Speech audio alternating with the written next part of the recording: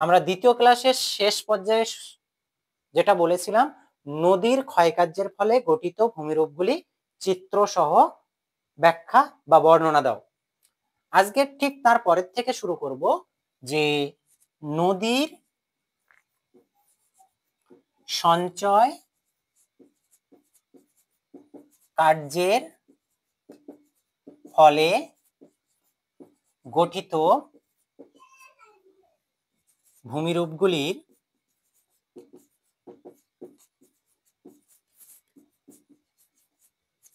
চিত্রসহ বর্ণনা দাও। ঠিক আছে, তো এখানে আমরা যেটা বলতে পারি যে যে কোনো বড় প্রশ্ন লেখার ক্ষেত্রে সবার আগে আমি তোদের একটাই প্রসেস শিখিয়েছি, যে প্রসেসটা হলো তার জন্য কিছু ইন্ট্রোডাকশন তোমাকে লিখতে হবে। ইন্ট্রোডাকশন INTRODUCTION, ইন্ট্রোডাকশন, বা তুমি বাংলায় লিখলে লিখতে পারো ভূমিকা। ঠিক আছে, প্রথম পয়েন্টটা ইন্ট্রোডাকশন বা ভূমিকা। তো সেক্ষেত্রে তোমাকে একটা ভূমিকা এখানে বলতে হবে। তুমি সেখানে কি বলতে পারো? তুমি সেখানে বলতে পারো যে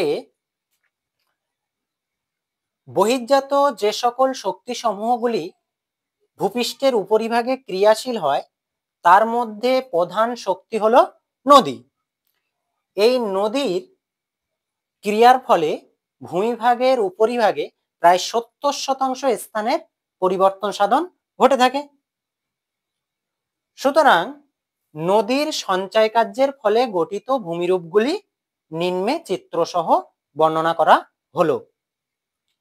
এটুকু তোমাকে ইন্ট্রোডাকশন সম্পর্কে বলতে হবে। এরপরে তুমি কি করবে, যে প্রথম যে ভূমিরূপ সেটা লিখবে।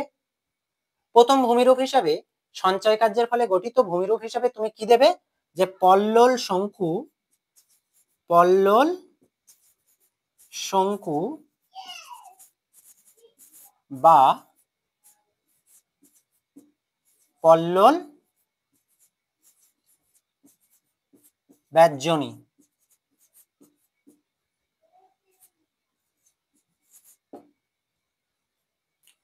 তো তুমি প্রথমে এটা দিতে পারো পল্লল শঙ্কু বা পল্লল ব্যঞ্জনী।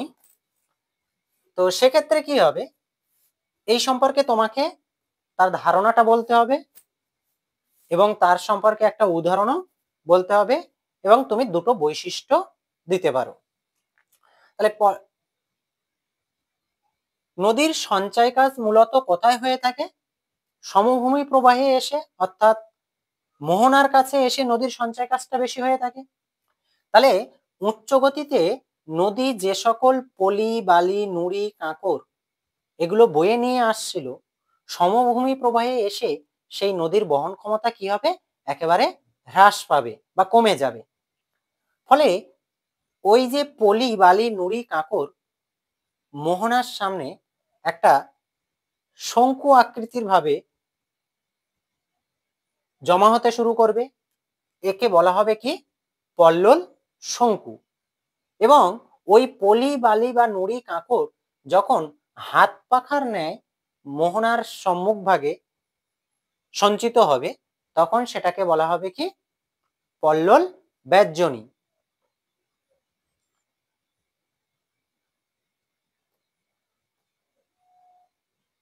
তাহলে এর ছবিটা কেমন হতে পারে? এর ছবিটা হতে পারে যে আমরা এরকম একটা ভূমিভাগ আঁকবো, এই দিক থেকে দেবো, এখান থেকে এরকম নিচের দিকে নেমে গেছে দেখাবো, এখান থেকেও সেম নিচের দিকে নেমে গেছে দেখাবো। ঠিক আছে, তো এখানে এসে আমাদের নদী প্রবাহিত হয়ে গেছে। এবার এই জায়গাটায় এসে আমরা দেখতে পেলাম এরকম শঙ্কু আকৃতির ছোট ছোট গঠন দেখা গেছে, এবং এই জায়গাটায় একটা হাত পাখার মতো গোল আকারে পাখার মতো পল্লল ব্যঞ্জনী গঠিত হয়েছে। ঠিক আছে, তাহলে এটা আমাদের পল্লল শঙ্কু বা পল্লল ব্যঞ্জনীর ছবি। তো এখানে আমরা একটা উদাহরণ ব্যবহার করতে পারি। কি উদাহরণ ব্যবহার করতে পারি?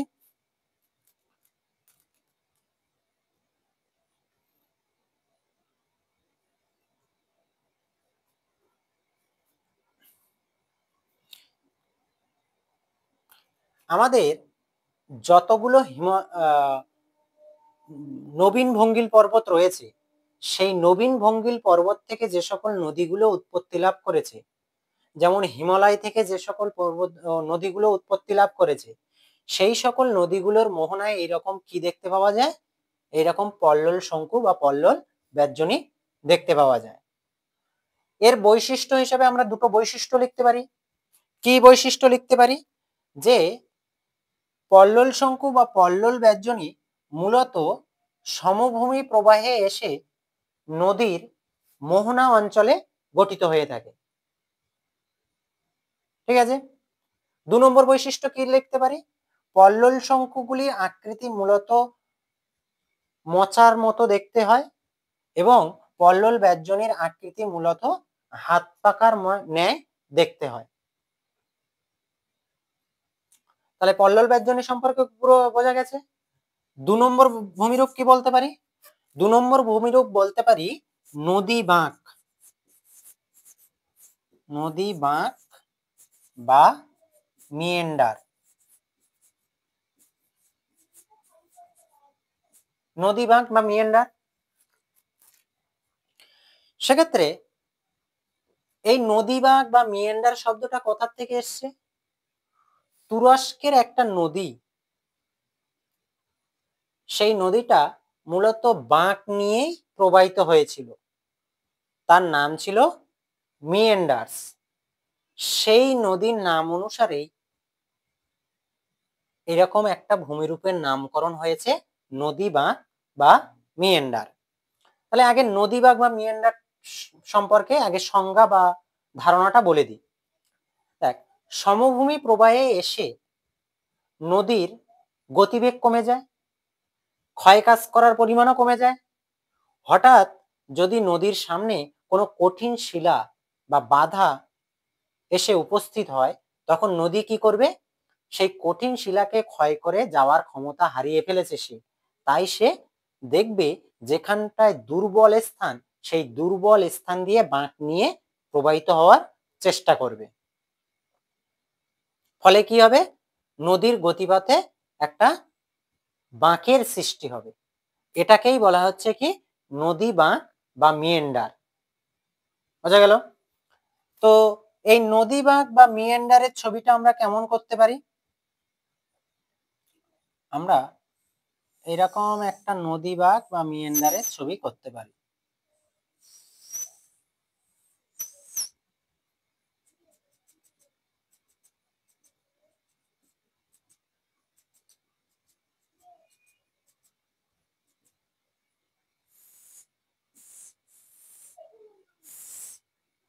হলো, এর তলায় নাম দিতে হবে চিত্র নদী বাঁক বা মিয়েন্ডার্স।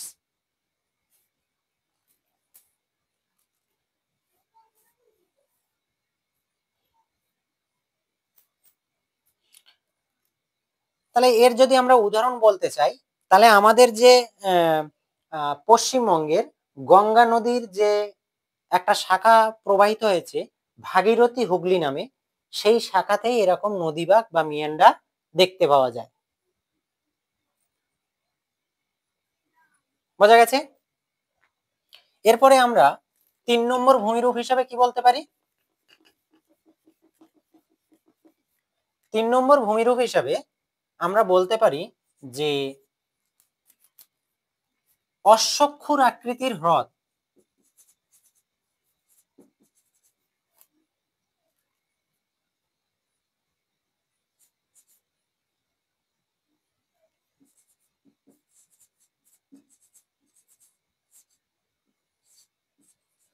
অশ্বক্ষুর আকৃতির হ্রদ। এবার দেখ, সমভূমি অঞ্চলে নদী যখন এই রকম বাঁক নিয়ে প্রবাহিত হয়, এই বাঁকের উত্তাল ঢালে নদী সর্বাধিক পরিমাণ ক্ষয়কাজ করে থাকে, আর অবতল ঢালে গিয়ে কি করে, সেই ক্ষয়জাত পদার্থগুলো সঞ্চয় করতে থাকে। ফলে দেখতে পাওয়া যায় যে নদীর বাঁকটা ক্রমশ ধীরে ধীরে আরো বৃদ্ধি পাচ্ছে। কি হচ্ছে? নদীর বাঁকটা ধীরে ধীরে ক্রমশ হারে আরো বৃদ্ধি পাচ্ছে, এবং একটা সময় গিয়ে মূল নদী সঠিক পথে প্রবাহিত হয় বা সোজা পথে প্রবাহিত হয়, এবং তার থেকে একটা অংশ, জলাভূমি গঠিত একটা অংশ ঘোড়ার খুরের মতো আকারে মূল নদী থেকে বিচ্ছিন্ন হয়ে যায়। কি হয়ে যায়? ঘোড়ার খুরের মতো একটা অংশ মূল নদী থেকে বিচ্ছিন্ন হয়ে যায়। ঠিক আছে? এই ধরনের ভূমিরূপকে কি বলা হচ্ছে? এই ধরনের ভূমিরূপকে বলা হচ্ছে যে অশ্বক্ষুর আকৃতির হ্রদ। তাহলে আমরা এখানে কি দেখতে পেলাম?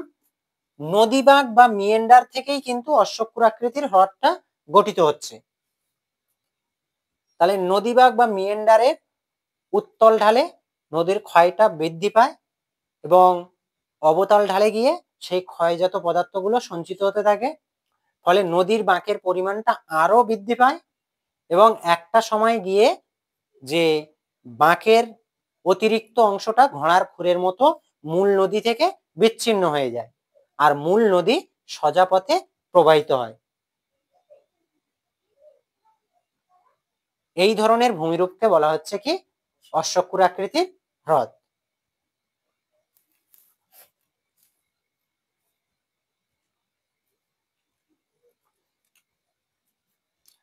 4 নম্বর আমরা কি ভূমিরূপ বলতে পারি? 4 নম্বর আমরা বলতে পারি যে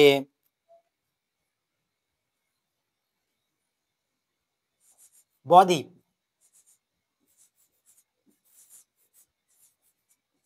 4 নম্বর আমরা বলতে পারি বদ্বীপ। তো সেক্ষেত্রে দেখো, সেক্ষেত্রে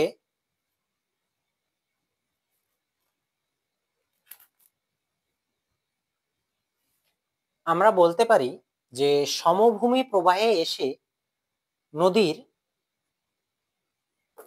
বহন ক্ষমতা এবং গতিবেগ দুটোই কমে যায়। ফলে নদীবাহিত যে পলি, বালি, নুড়ি, কাঁকর এগুলো থাকে, সেগুলি কি হয়?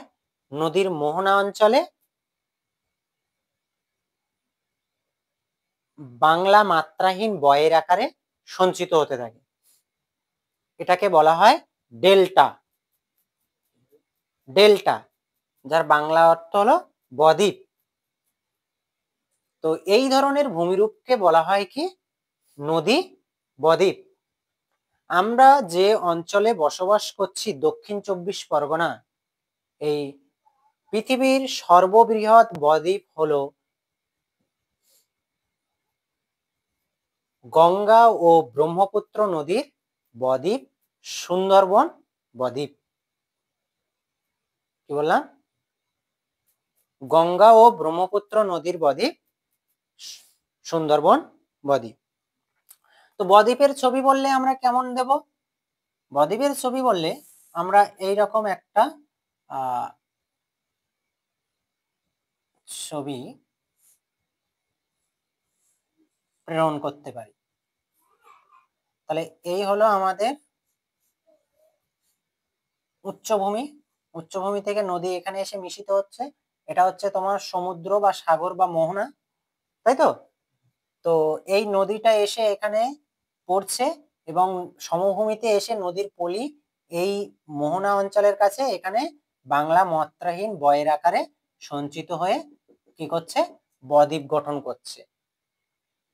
বোঝা গেল? এরপরে আমরা বলতে পারি খাঁড়ি। খাঁড়ি বিষয়টা কি?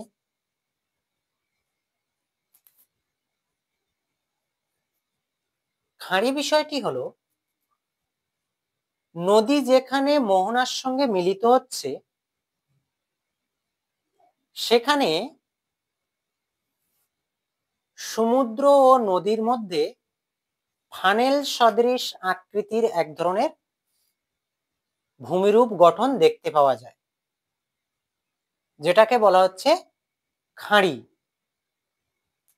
তাহলে নদী ওপর থেকে, নদীর তো আয়তন ছোট বা নদী খাত ছোট হয়ে থাকে, আর সমুদ্রের আয়তন একটা বৃহৎ।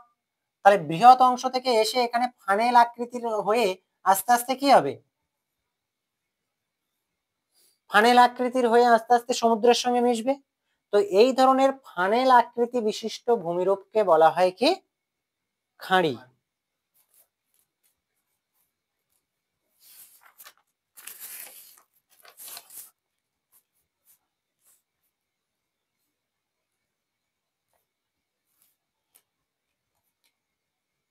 এরপরে আমরা বলতে পারি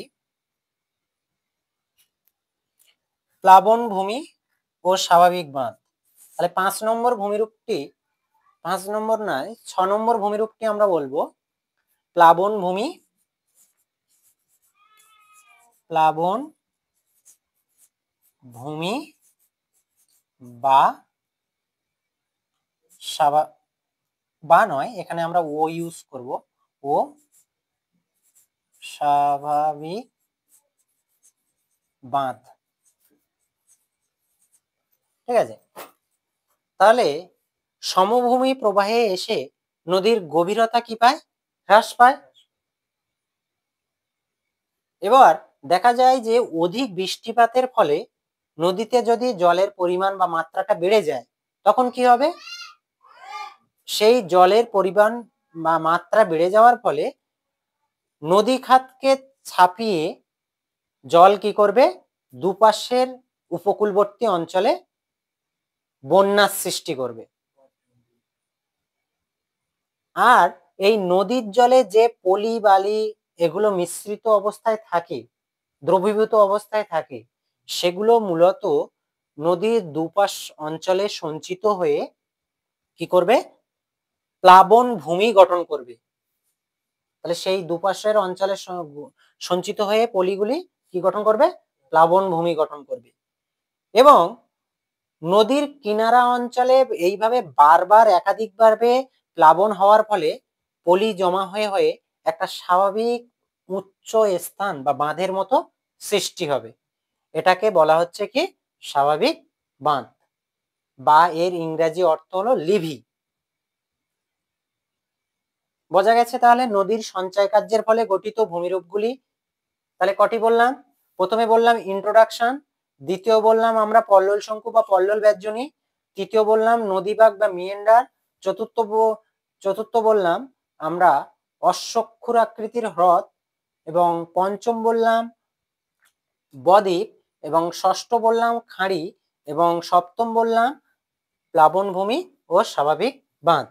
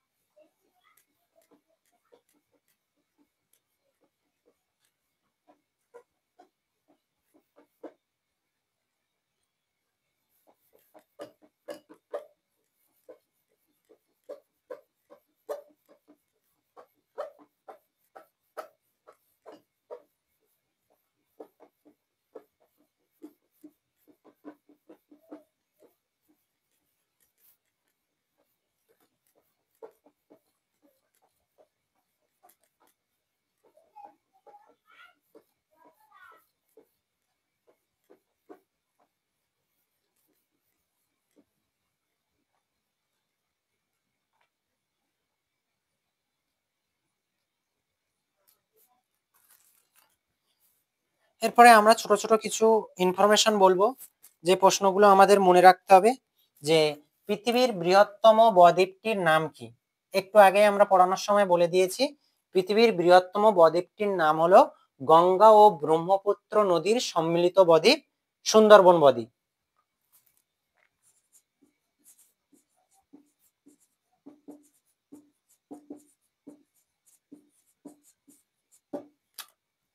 পরবর্তীতে এশিয়ার বৃহত্তম নদীদ্বীপটির নাম কি। এশিয়ার বৃহত্তম নদীদ্বীপটির নাম হলো আসামের ব্রহ্মপুত্র নদীর মাজুলি নদীদ্বীপ। কি বললাম? মাজুলি নদী দ্বীপ।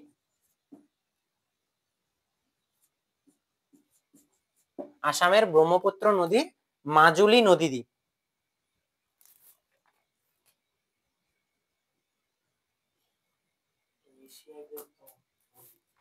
বদ্বীপ নয়, নদীদ্বীপ।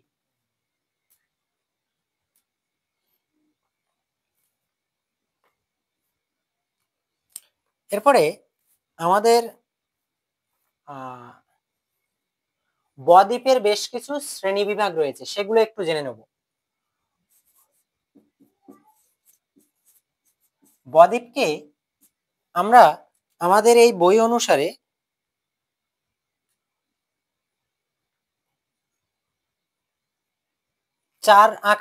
চারটি শ্রেণীতে বিভক্ত করতে পারছি। প্রথমটা কি? 1 নম্বর হলো ধনুকাকৃত বদ্বীপ। 2 নম্বরটি হলো যে পাখির পায়ের মতো আকৃতির বদ্বীপ।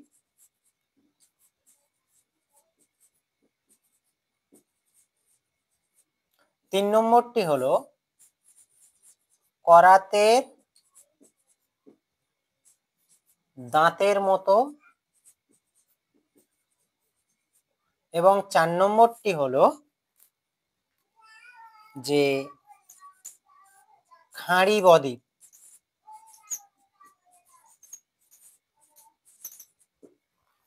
তো ধনুক আকৃত বদ্বীপ কাকে বলে আমি বলছি, বুঝে নে।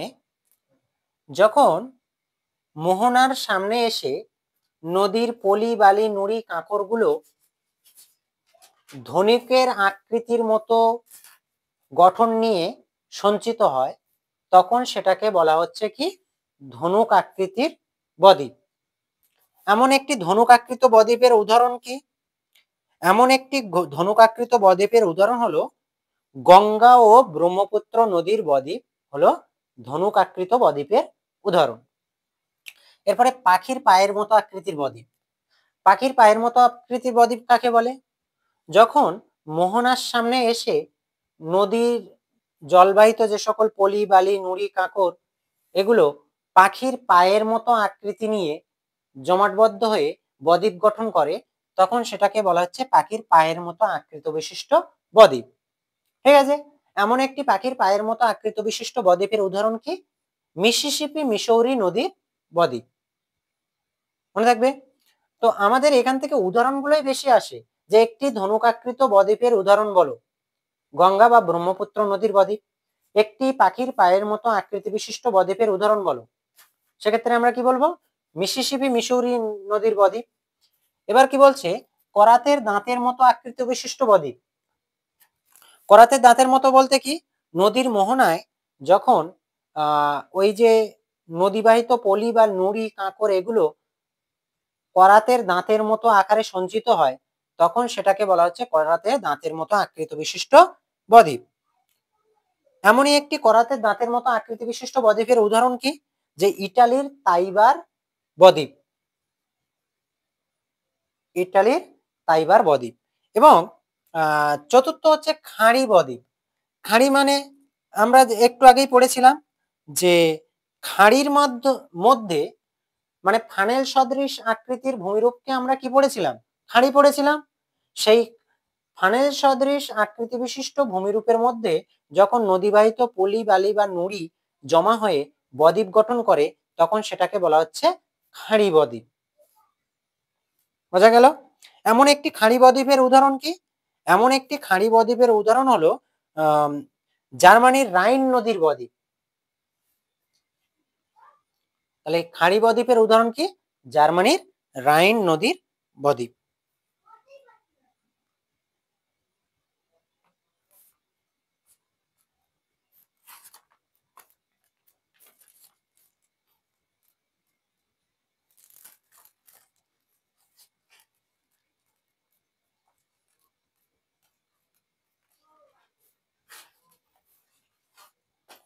তাহলে এখান থেকে আরো কিছু কিছু ছোট প্রশ্ন হয়, সেগুলো বলছি। লিখে নে যে আয়লা ঘূর্ণিঝড়টি কত সালে হয়েছিল? এটা তো একদিকে ঘূর্ণিঝড়, অন্যদিকে নদী খাতে জলোচ্ছ্বাসও বৃদ্ধি পেয়েছিল, ঠিক আছে? তাই আমরা এখানটায় পড়তে পারি যে নদী খাতের জলতল বৃদ্ধি হয়েছিল। তো আয়লা ঘূর্ণিঝড়টি হয়েছিল 2009 সালে 25শে মে। 2009 সালে 25শে মে হয়েছিল আয়লা ঘূর্ণিঝড়। এবং আমফান ঘূর্ণিঝড় কত সালে হয়েছিল? 2020 সালে আমফান ঘূর্ণিঝড়টি হয়েছিল, ঠিক আছে? এবার আমাদের আরো একটা প্রশ্ন আসে যে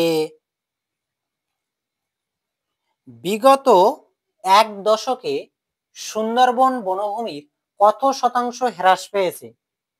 বিগত 1 দশকে সুন্দরবন বনভূমির 3.7% ম্যানগ্রোভ ধ্বংস হয়েছে।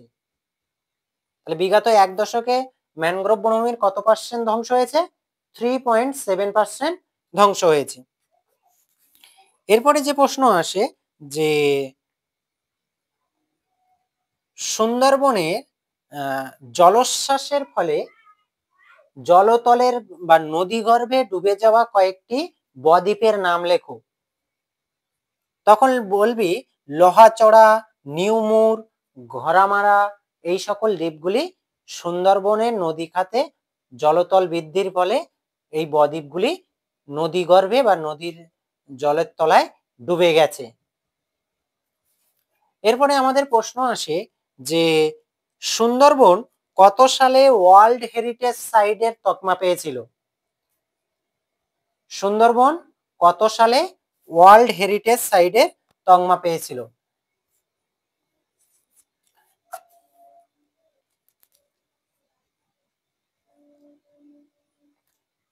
1987, অর্থাৎ 1987 খ্রিস্টাব্দে সুন্দরবন ওয়ার্ল্ড হেরিটেজ সাইটের তকমা পেয়েছিল। এবং আরো একটা প্রশ্ন আসে, সুন্দরবন কত সালে বায়োস্ফিয়ার রিজার্ভ হিসাবে ভারত সরকার দ্বারা স্বীকৃতি পায়? সুন্দরবন 1989 খ্রিস্টাব্দে বায়োস্ফিয়ার রিজার্ভ ফরেস্ট হিসাবে ভারত সরকার দ্বারা স্বীকৃতি পায়।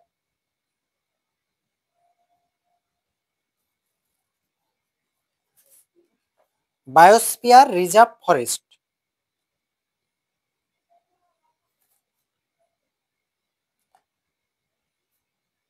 তাহলে আমাদের নদী ক্ষয়কার্যের ফলে গঠিত ভূমিরূপ এবং নদীর সঞ্চয় কার্যের ফলে গঠিত ভূমিরূপ সম্পর্কে বিস্তারিত আলোচনা সম্পূর্ণ হলো।